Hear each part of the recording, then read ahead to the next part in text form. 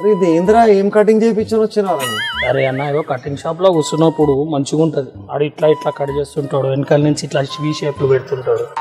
అది ఇంటికి పోగానే మళ్ళీ గిట్లనే తయారవుతుందా? అది సేమ్ మనలాగేరా, మనం బయట తాగుతా ఉంటాం అప్పుడు దాకా మనకి ఎక్కది. ఇంటి దగ్గర వచ్చి సీదా మమ్మీకి డాడీకి ఇట్లా పండుకొని చూస్తేనే మొత్తం దిగిపోతుంది. అదే ఉంటది. నడు మన మామ మన తాగిన